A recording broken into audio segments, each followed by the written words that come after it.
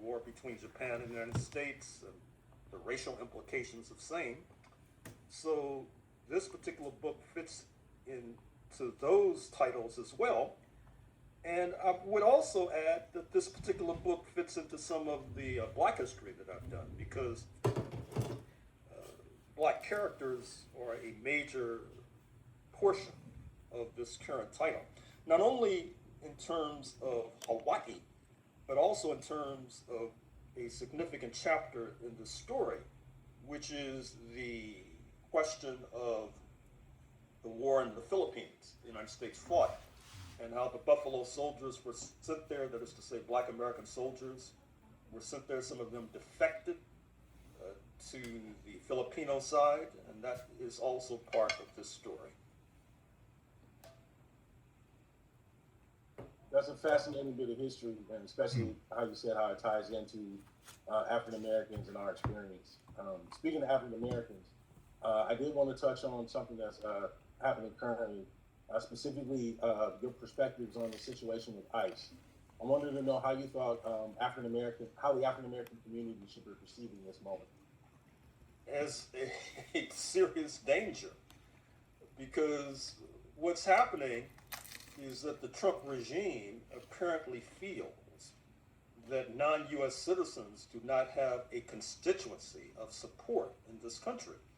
And so therefore, they can unleash mass men in unmarked cars who enter homes without Fourth Amendment search warrants, can manhandle, roughhouse, and brutalize those who seek to protest, and then do that in the Twin Cities, which has a reputation as being a more liberal section of the United States.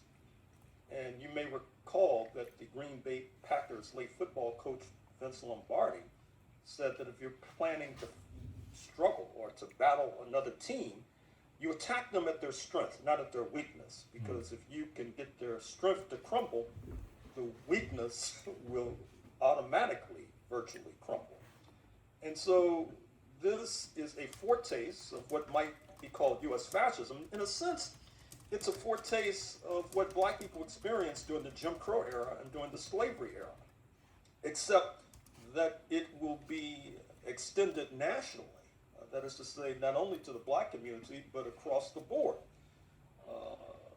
One of the problems we face right now is that in order to fight this menace, many of our leaders and organizations have lost sight of history, because, as noted, our people, not necessarily ourselves, have experienced slavery, Jim Crow, a foretaste of fascism, and the way we dug ourselves out of that deep hole was seeking allies abroad. Seeking allies abroad doesn't even occur to many people. What's interesting about Black people is that many Black people have, understandably, a very sour view of the United States of America, which is wholly justified.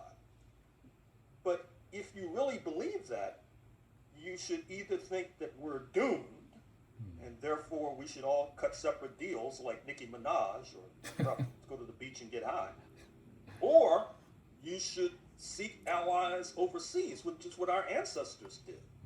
But most of our organizations and leaders, they have no clue. I mean, if you read the global press is talking about we're entering a new world order. This will come as a shock and surprise to many of our Black leaders and organizations, because they're not keeping up. They're not following what's going on. And if that continues, we will be doomed. Definitely. There seems to be a lack of recalibration when it comes to the current world geopolitical situation. There seems to be like kind of an older perspective and expecting like older agreements to still last, where the landscape of the geopolitical world is clearly changing. Definitely. I wanted to move on just quickly. You had mentioned earlier speaking on the Pacific, and while we're in the Pacific region, I wanted to touch on China, specifically its impact on the infrastructure projects that are currently going on in South America and Africa. How do you feel we should be looking at that from a global perspective? Well, it's interesting. I'm writing a book on China right now, dealing with the rise of China. And what's interesting about the rise of China is that in some ways it was facilitated by U.S. imperialism. Recall what happened 50-odd years ago when Nixon went to China and brokered a deal with the Chinese leadership under Mao Zedong, and in return for China deepening its antagonism with the then Soviet Union, a foreign direct investment made its way into China, helping to create this juggernaut that is now in the passing lane. Richard M. Nixon, before he passed away, said that he might have created a Frankenstein monster. And I think that that's a fair assessment from the point of view of U.S. imperialism. What's happening now is that China is under the gun. U.S. imperialism is seeking to overthrow the regime. China is seeking allies. I recall that when then Vice President Kamala Harris traveled to Africa a few years ago, every airport she landed in, be it Accra, Ghana, Lusaka, Zambia, or Dar es Salaam, Tanzania, were either designed and or constructed by Chinese interests. And now what's interesting about that is that whether or not this current regime in China continues, those airports will remain, for example. And that's the good news. And therefore, I think it would be a mistake, which I see many black people doing nowadays. Just like, many black people were hostile to the Soviet Union. They didn't know why, but, they were hostile. Now you see many black people, they're hostile to China. It's like whatever U.S. imperialism, whatever path they traverse, certain black people feel they need to be right behind them. Yes, sir, boss. You against China, we against China too. I think that's silly. And what's even interesting, it doesn't dovetail with the position of African nations who welcome a counterweight to the North Atlantic powers, for example. I mean, I'm hopeful to that.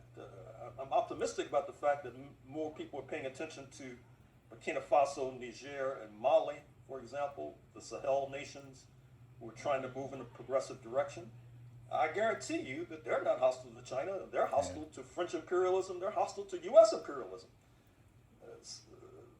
I would like to see black people, if they're going to tail after somebody, tail after the Sahel nations. Certainly don't tail after the U.S. State Department. Interesting.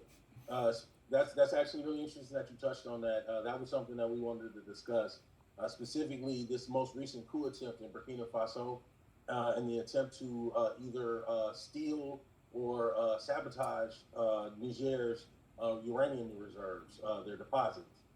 Any thoughts or any ideas to share about the current efforts by seemingly France or other Western forces to put force on the AES to make that collapse? Well, we should see it as inevitable. For example, France has long been the vampire in terms of sucking the lifeblood out of Africa. You may recall what happened when Guinea-Conakry came to power some decades ago under the leadership of Sékou Touré, a former trade union leader. The exiting French forces tried to cripple the economy by destroying typewriters, destroying toilets, ripping out plumbing, etc. This is par for the course. What's also unfortunate is that the Sahel nations are surrounded by French allies, not only in Cote d'Ivoire, Ivory Coast, where reputedly President Ouattara in his office has a trap door that leads to a tunnel that directs him directly to the French embassy, where he can seek refuge from peasants with pitchforks. Of course, for what it's worth, I should mention he's married to a French woman. But it's not only Cote d'Ivoire.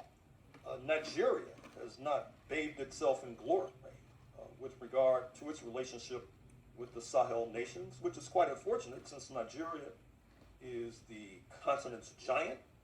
Nigeria also has the most sizable economy on the continent, surpassing that of South Africa.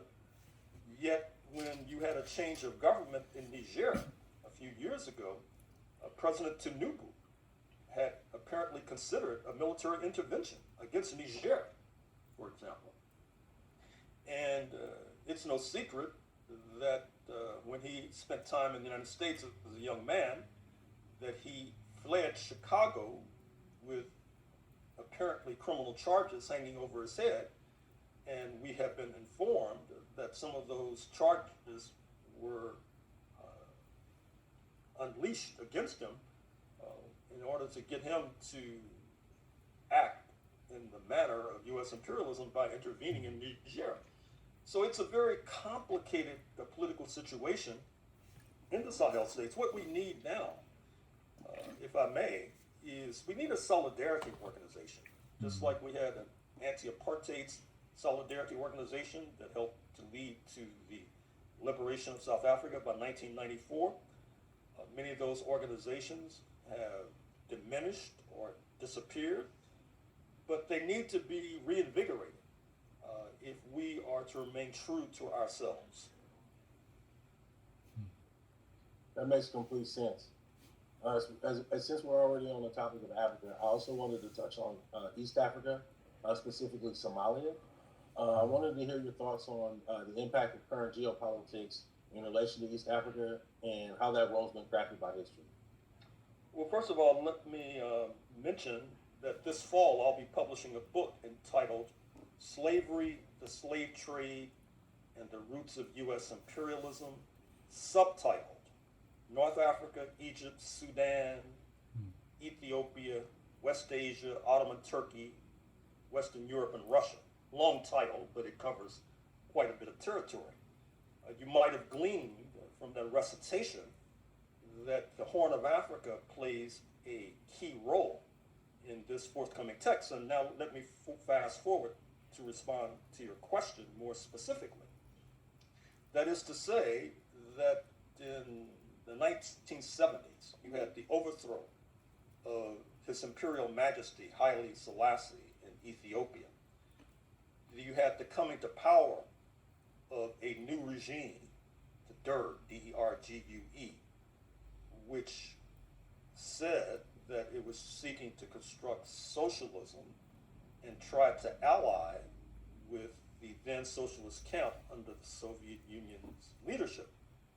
At that particular moment, Somalia, on the Horn of Africa, was also pursuing what might be called, or what was called at that time, a non-capitalist path of development.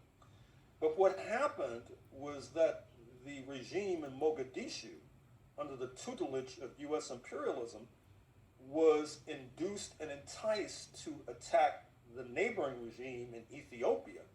It was a territorial dispute over the Ogaden, O-G-A-D-E-N.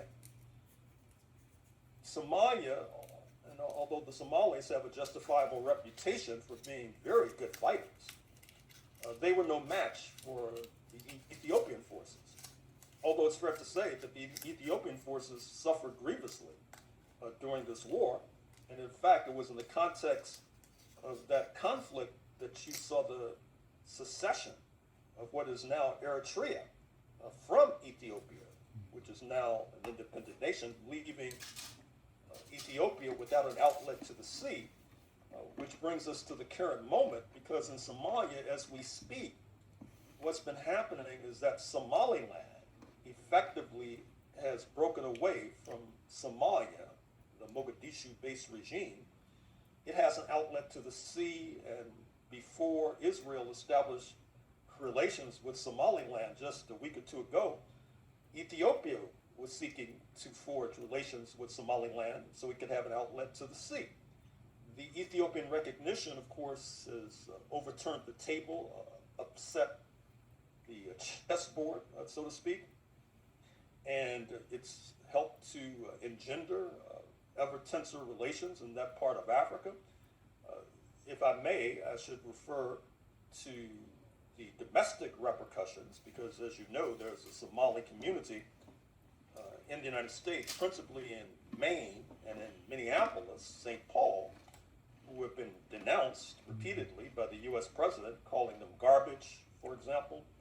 A number of Somalis are under indictment because of an alleged fraudulent scheme.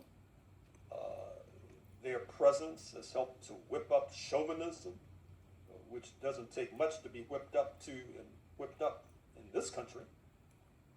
But back to the continent, this Somalia crisis also has regional implications because Egypt, and Egypt plays a major role in my forthcoming book, it's had bad relations with Ethiopia because Ethiopia opened recently the Grand Renaissance Dam, which Egypt claims threatens its lifeblood, speaking of the Nile River. And there is a danger that Egypt will either ally with Eritrea against Ethiopia, or that it will ally with other forces against Ethiopia. Because across the Red Sea, you have a bit of conflict and disintegration in Yemen, which has involved the United Arab Emirates, the ultra-rich Gulf monarchy, which, as you probably know, has been intervening in African affairs for quite a while now, particularly in the conflict in Sudan, which then may spill over into Ethiopia if the Ethiopians are not careful. Thank you for sharing those thoughts on that. That's fascinating. If I could bring it back over to the Western Hemisphere for just a minute, I would like to touch on Venezuela. We definitely wanted to get your thoughts in relation to that. It seems like presidential smash and grab, as demonstrated in this situation we just saw in Venezuela, may be the new model for orchestrated regime change in the Western Hemisphere. Does that seem like an accurate assessment to you? Precisely. As a matter of fact, I've used the term smash and grab myself in various media appearances. January 3rd, 2026 was a catastrophe. That is to say, the kidnapping of President Maduro from Caracas and his spouse, the First Lady Celia Flores, and fundamentally overturning the order in Venezuela, ordering Venezuela to limit or break relations with China, Russia, and Cuba. It's led to enhanced and increased pressure on Cuba in particular, because Venezuela had been a major supplier of petroleum. What we can glean, however, from this catastrophe is something that may be relevant to a forthcoming confrontation with Iran. That is to say that Mr. Trump seems to prefer quick hits. He apparently has drawn the lesson from these drawn-out disasters in Iraq and Afghanistan. One of the reasons why the regime was left intact in Caracas, they decapitated the leadership by seizing President Maduro, but Vice President Delcy Rodriguez was left to take his place. It makes one wonder if that particular approach will have any meaning or any long-term impact with regard to Iran, which many of us expected to have been attacked even now. But what's interesting is the reaction of the erstwhile allies of U.S. imperialism. You may have paid attention to the speech in Davos, Switzerland, a week or so ago by Prime Minister Mark Carney of Canada, when he announced that we have entered a new world order, that the relationship with the United States can never be the same. He had just come from China. He had just come from Qatar, the rich Gulf monarchy, for example. He said that Canada should lead a coalition. He did not use this phrase, but he could have used the phrase, lead a coalition against the depredations of U.S. imperialism. Now, what's remarkable about that is that the United States is approaching its so-called 250th anniversary, when you had these colonies broke away from London's rule in order to establish this new country. Many of these folks in the United States, bless their souls, bless their hearts, they rarely asked, why didn't Canada break away? It was a British colony. And if the United States was such a revolutionary experiment, which they keep trying to tell us, well, why does Canada have single-payer health care, for example, and other social welfare benefits that folks in the United States can only dream about?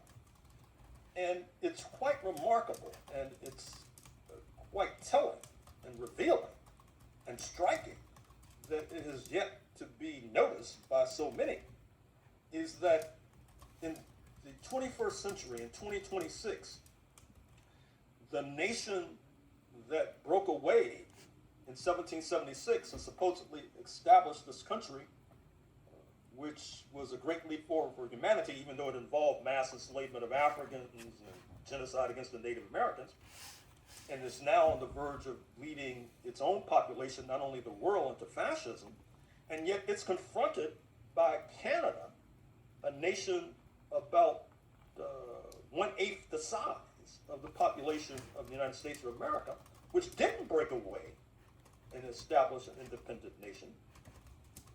One of the reasons why so many black people do not have faith and confidence with regard to our friends on the left is that these folks seem to be oblivious to history. They seem to be oblivious to global developments, and then they expect us to follow them. But at the same time, of course, as noted, the black leadership as well has some weaknesses and debilities as well. Thank you for going over that. Excellent insight. While we're on the topic of Canada, why you mentioned that, I actually did want to bring up, I've heard in previous discussions that you've spoken about the relationship between specifically California, in particular the San Francisco Bay Area, and the Vancouver area of Canada. If you could touch on that quickly, I thought that was some interesting history that you had revealed previously. Well, as you know, California was seized in a war of aggression against Mexico, 1846 to 1848. By 1848, 1849, California, including San Francisco, was under U.S. jurisdiction. Needless to say, the kind of pernicious maltreatment that was the hallmark of the United States was visited upon the black population of San Francisco. In 1858, the black population, virtually to a person, moved en masse to Vancouver Island, Victoria, to be specific. As a matter of fact, let me interrupt myself and say my book on this topic will be coming out in early 2027. I'm writing it now. They went to British Columbia at the invitation of the founding father of British Columbia, a man to be known as Sir James Douglas, who was of African ancestry. In fact, there's a statue in his honor, not only in British Columbia, but in Guyana, the English-speaking nation on the northern coast of South America, where his roots rested, for example. Interestingly enough, when these hundreds of U.S. Negroes moved to Victoria, Vancouver Island, they formed the Victoria Pioneer Rifle Corps. If you call up my book, Negro Comrades of the Crown, you'll see on the cover a picture of the Victoria Pioneer Rifle Corps, which was the tip of the spear in terms of the confrontations in that part of North America between both sides of the border. I should also mention something that's escaped the attention of too many, although it's intuitively obvious if you think about it for a nanosecond. The United States model of development was settler colonialism. That is to say, Europeans, and Euro adjacent, because of course, defined as white in this country, have been Lebanese Christians, Egyptian Christians, etc. Nina Paul McCormick, the president of Facebook, which is a San Francisco Bay Area leader corporation. Nina Paul McCormick is an Egyptian Coptic, for example, and she's viewed as, quote, white, unquote. So in any case, settler colonialism involved the liquidation of the indigenous population. Extractive colonialism, which was the model of development on the other side of the border, prioritized positive relations with the indigenous because they wanted to trade so that they could extract timber and fur in particular. And that's one of the reasons why the kinds of brutal so-called Indian War programs that were the characteristic on this side of the border were generally absent on the other side of the border. I could go on in this vein, but once again, look for the book in early 2027. All right, thank you for that. I really appreciate that. So to take it back out, to look back to the global scale, I definitely wanted to touch on Iran quickly.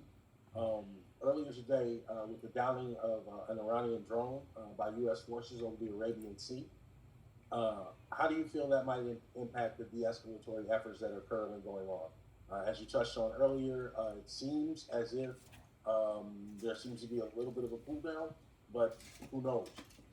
Additionally, how is Iran's response to recent civil unrest and revelations concerning the West's role in those protests influence Washington's posture? Well, it's a very dangerous situation that we're facing in Iran right now with this U.S. flotilla in the neighborhood, but U.S. imperialism may be overreaching, which is not unusual. I mean, if you look at the history of the United States, what's oftentimes happened is that leaders have overreached, and that's what happened during the U.S. Civil War, when the slave-owning states thought that they could overthrow the U.S. government in order to protect their most prized properties, speaking of the investment in enslaved Africans' bodies, and they wound up losing everything, including that investment, as they were defeated by 1865. At least they were defeated militarily, not necessarily politically. And right now, if you look at the previous war, the so-called 12-day war of June 2025, you saw that the Iranians were able to shoot missiles into Tel Aviv, their allies,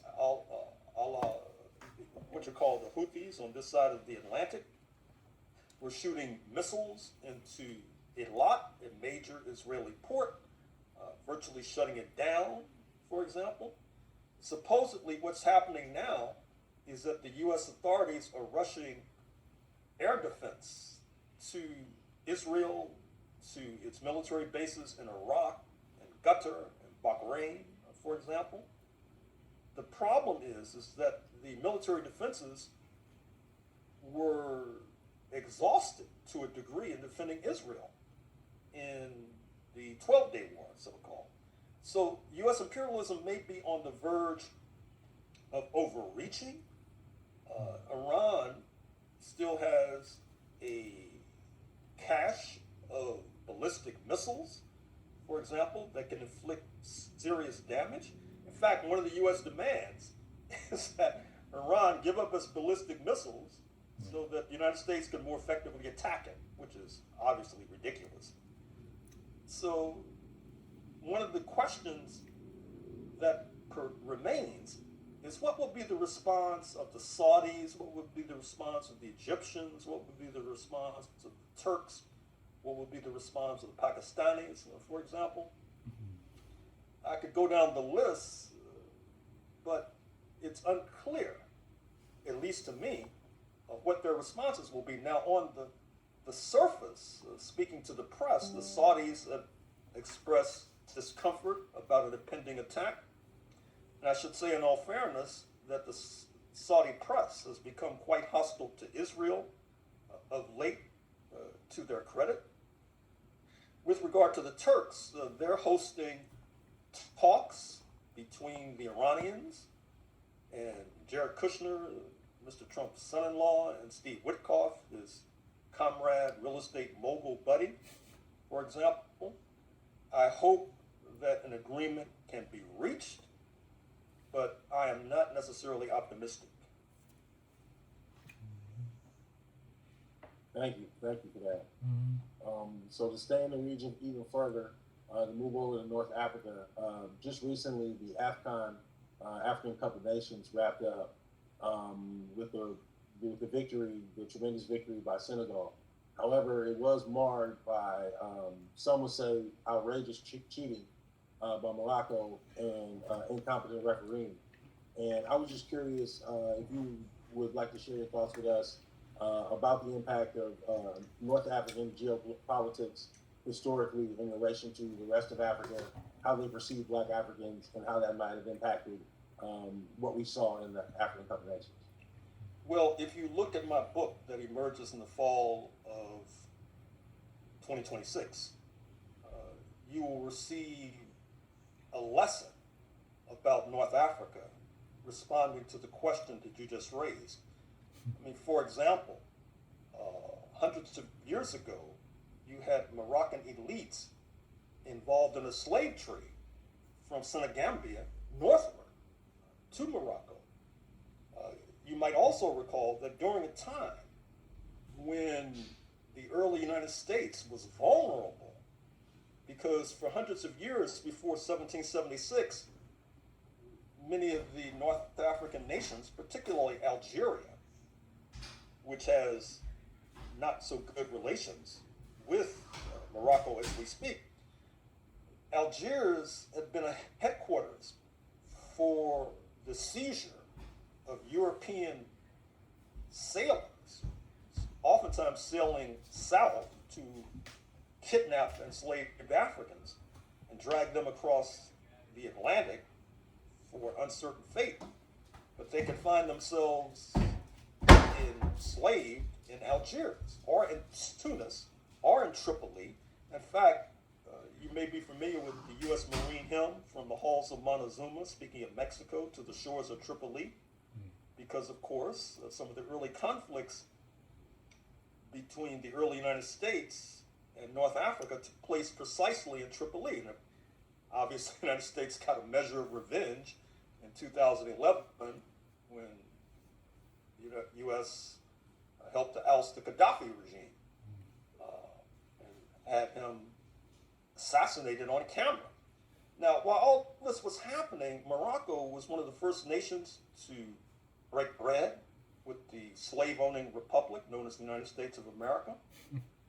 Morocco, to this very day, has been thumbing its nose at a number of African nations by seeking to seize the Western Sahara, which was formerly a Spanish colony until Spain overthrew fascism circa 1975. And yet, despite many progressive forces calling for sovereignty and independence for the Western Sahara, Morocco has tried to incorporate that particular territory into the kingdom, for example. So Morocco has a lot to apologize for when it comes to its depredations over the centuries. And I trust and I hope that the Black American population eventually will hold them to account. Thank you for that. Okay, just to wrap up, I wanted to grab some questions from our participants. To start off, why does the U.S. relationship with Mexico continue to seem to get worse? Well, it's easy. I mean, the United States has profited from wars against Mexico. That's how California became part of the United States. Texas used to be part of Mexico, for example. A good deal of U.S. territory was formerly Mexican territory. Mr. Trump has threatened to bomb Mexico. He says that the government in Mexico City cannot control and contain the so-called drug cartels. And it's his obligation, he says, to make sure that these so-called drug cartels are not able to ship their wares across the border to the United States of America. Mexico also has been an ally of socialist Cuba, which has not wanted plaudits in the White House. Mexico is a sovereign nation, and therefore it had worked out a deal with China to import these very impressive electric cars into Mexico, and that is seen as a threat to General Motors, Ford, and Stellantis, Chrysler, for example. Indeed, Canada, during Prime Minister Carney's recent journey to Beijing, is also going to be importing these electric cars. And in fact, if you look at the Wall Street Journal this morning, you'll see a loving, gushing analysis of Xiaomi's version of the electric car. Most who are buying electric cars now are worldwide are buying BYD. But according to the Wall Street Journal critic, BYD has nothing on Xiaomi, Xiaomi. I think is how it's spelled it, how we would spell it. So these are just some of the reasons why there have been negative relations of late between Mexico and the United States of America.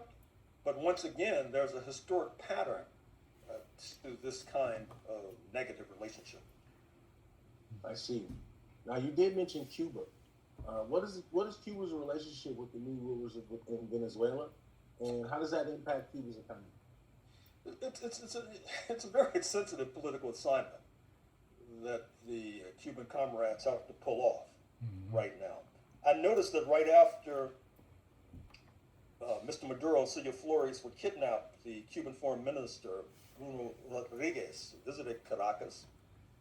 But let's face it, Venezuela's sovereignty is circumscribed. It's going to be very difficult for Cuba to continue to receive oil and petroleum from Venezuela. I was just reading in the New York Amsterdam News, the Black Weekly out of Harlem, that the United States is putting pressure on Caribbean nations like Antigua and Barbados, for example, to oust Cuban doctors and medics, even though that will leave them bereft. And what's interesting is that in anticipation of this, a delegation from Antigua traveled to Ghana and began to offer these lucrative contracts to Ghanaian medics so that they would come to Antigua. And so in other words, Ghana is going to be denuded of medics because the United States is putting pressure on Antigua to get rid of Cuban medics. And the Cubans have a surplus of medics. That's one of their major exports to the developing countries, to use that euphemism. So it's a very difficult struggle right now for Cuba. It reminds me of what's happening in the United States because, as you know, just recently the journalists Don Lemon and Georgia Fort were arrested in Minneapolis. And even if the legal case against them is shaky, which it is, they're going to have to expend resources to defend themselves. Don Lemon, I know, has a very expensive Washington lawyer. And instead of doing journalism, he'll be in court, for example. Likewise, in order to rescue Cuba, you see Cuban allies like China and Russia rushing to the defense of Havana, but they're therefore spending resources in Cuba that they are not able to therefore expend in terms of confronting U.S. imperialism. So this is one of the reasons why we all have to be internationally minded. Very good point. We have one more question from the audience here. Why do you think there's been so little criticism or commentary of Israel as it relates to war crimes by politicians in the U.S.? Well, there has been a lot of criticism. I've almost lost my voice criticizing Israel, and there are others in that category as well. But that allows me to make a point or two about the Epstein files. A good deal of Mr. Trump's behavior in recent weeks has been an attempt to distract from the revelations involving this now dead pedophile, who, according to this 3 million page document dump by the Justice Department, was also a kind of intelligence agent. You can listen to conversations between Mr. Epstein and the former Israeli Prime Minister Ehud Barak, for example. Ghislaine Maxwell, who will be testifying virtually to Congress. Her father, Robert Maxwell, who died mysteriously a few years ago. He apparently fell off his yacht, believe it or not. Robert Maxwell was likewise an agent of Israeli intelligence, for example. So a lot is coming out with regard to these Epstein files, not only in terms of the Billionaire Boys Club. You may have heard the story about Bill Gates. And what's interesting about the Bill Gates story is that what Epstein would do is that he would write emails to himself, summarizing what he says was going on. And so in an email to himself, he said that Bill Gates had contracted a sexually transmitted disease from cavorting with women alongside Jeffrey Epstein, for example. And then Bill Gates was seeking antibiotics that he could surreptitiously get his spouse, Melinda French Gates, to ingest so that this STD would not show up in her health profile. Now, what's interesting about that, it was an email to himself. And so it's easy to glean the impression that what Mr. Epstein was doing was gaining information for blackmail, for example, against figures like Bill Gates. And this brings us to Lord Mandelson, recently ousted as the British ambassador to the United States. So one of the remaining questions is, why were all these people so intrigued by Epstein, besides being able to cavort with young women, for example? Supposedly he was a tax expert, but that's fallacious. The exchanges between him and Lord Mandelson shows that he was a sponge in soaking up financial information. Lord Mandelson was part of the government in London and was sharing inside information with Jeffrey Epstein about what the government was seeking to do financially. Epstein could profit from insider trading with regard to what London was trying to do, and or share this intelligence with his crony comrades, millionaire comrades, for example, which would then help to bond them together as well. So it's a very sordid tale, and it'll keep researchers busy for some years to come. And of course, there are 3 million more pages that have yet to be released. Mm-hmm. Yeah, I couldn't help but notice that it seems as if the only people that are being held accountable are foreign dignitaries or foreign political figures. I believe Eastern European politician had to step down and lost his position when his name was revealed in the Epstein files. But it doesn't seem as if anyone over here is receiving any blowback. It's very interesting. But I did want to catch one more question from our group here. What is your view on the latest developments in China's political landscape with the alleged revolt of senior military leaders against Xi's plans to use military force to reunify Taiwan, as reported by some commentators? Yeah, I'm not sure if that's the trigger in terms of the recent purge of a top leader from the Central Military Commission. One of the points I'm going to make in my forthcoming book about China is that if you look at Chinese politics post-1949, if you look at the important leaders between Mao Zedong, who dies in the mid-1970s, and Xi Jinping, who comes to power about a decade ago, the key leader in that interregnum is Deng Xiaoping. He was not the head of state, he was not the president, he was not the head of the Communist Party, but he was chair of the Central Military Commission. And the uproar lately in China has been precisely in the Central Military Commission. So I agree that that is something we have to keep a close and careful eye on. But I'm not sure, as a matter of fact, I'm relatively certain that the trigger was not any alleged plan to use military force to reunify Taiwan. And just as a point of personal privilege, I should mention that every Wednesday at 8 p.m. Eastern, 5 p.m. Pacific, I do a roundup of international developments. It's on the Activist News Network on YouTube. We talked about this controversy in China last week. I doubt if we'll talk about it tomorrow, but I will talk about the Epstein scandal tomorrow. Definitely. It's definitely worth discussing. So we definitely want to be respectful of your time, Dr. Horne. Let's see, we're coming up on 7 o'clock, about 6 minutes or so. One of the things I did want to ask you, I know I've seen you in other pieces, in discussion pieces. You will recommend any films or books that you've caught wind of or been made aware of. And if you have any film or book recommendations that you can share with us, we really appreciate that. Well, what comes to mind, well, I actually recommended this to my students. I just was able to screen Emancipation, the Will Smith film that got buried in light of the slap on Chris Rock. It's very interesting. It's one of the better films on slavery. You can find it online. And one of the points that I'll mention in terms of this Epstein scandal is that the context of the Epstein scandal is the exploitation of women from former socialist countries. In fact, according to Epstein, Bill Gates contracted this SPD from a Russian woman, for example.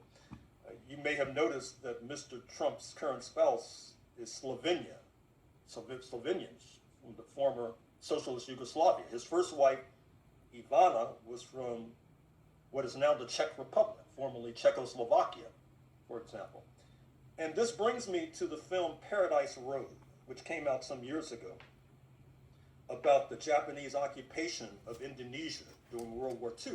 And there's a scene in that film that sums up a lot of history, where these European women are about to submit willingly to these Japanese military officers just so they can get a good meal and a hot shower, for example.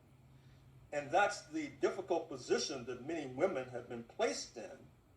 And of course, as I point out in my book, The Capital of Slavery, Washington, D.C., 1800 to 1865, that was the position that a lot of black women in this country were placed in. So I'll just leave you with those two, but thank you very much for inviting me. Be sure to send me the link, and I wish you well. Thank you very much, Dr. Horne. We appreciate having you. Thank you, sir. You gonna send me the link? We'll definitely send you the link. Right on. Good luck to you. No problem. Thank you so much. Thank you. Bye-bye.